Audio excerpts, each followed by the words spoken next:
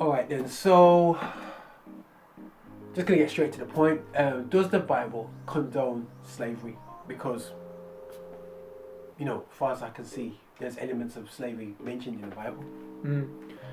So this is a really important question because it's often used as an attack on Christianity and the church to say that why would I join the church when the church has done so much evil in the past? And one of the biggest issues historically is the African slave trade from the 1500s to the 1800s and even before that. We have a lot of things to think about with this question. First of all, we have to recognize the absolute the evil of that institution, and so there's no sense in which we want to try and sugarcoat that or say that that was back then and they didn't understand.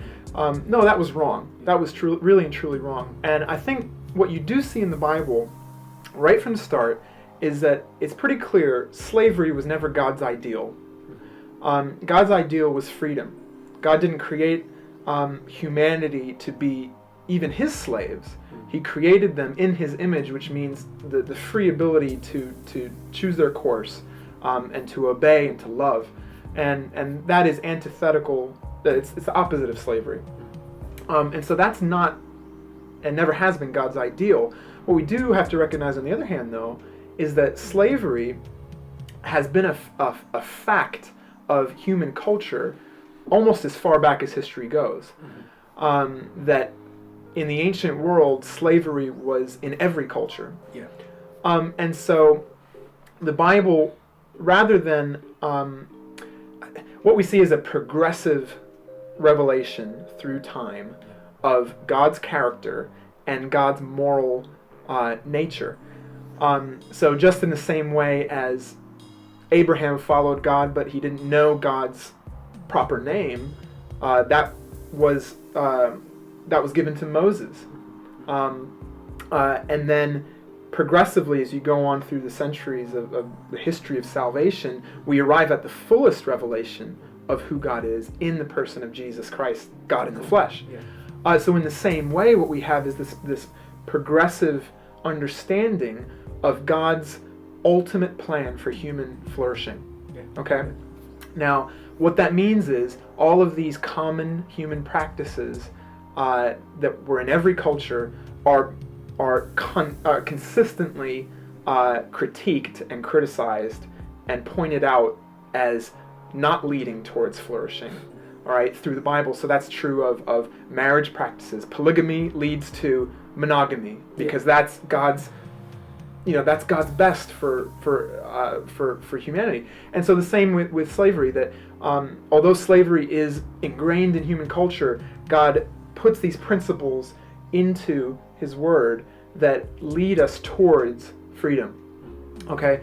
So when you get to the New Testament, you have Paul saying things like, in Christ, if you're in Christ, there's neither Jew nor Greek. So there's no racial barrier. There's neither male nor female. There's no gender barrier. And he says there's no slave nor free.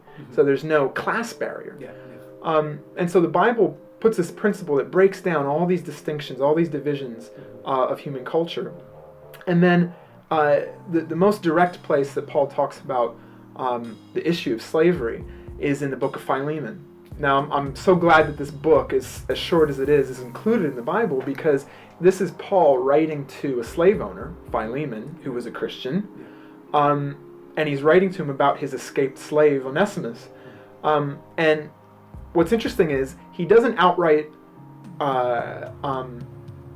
condemn the institution of slavery, but what he does is he transforms the relationship between slave master and slave.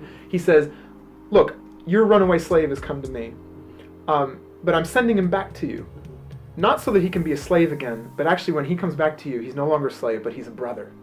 So treat him as a brother.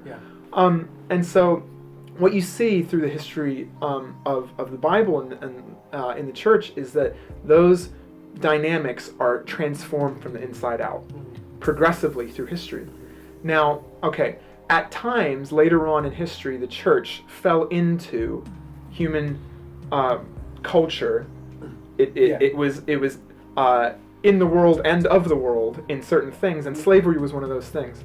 And so people tried to condone and prove that slavery was okay from the Bible. The problem is, modern slavery was completely different to ancient slavery. So ancient slavery was based on, ancient slavery was not race-based, it was not lifelong, and it wasn't hereditary, it wasn't passed on from parents to children.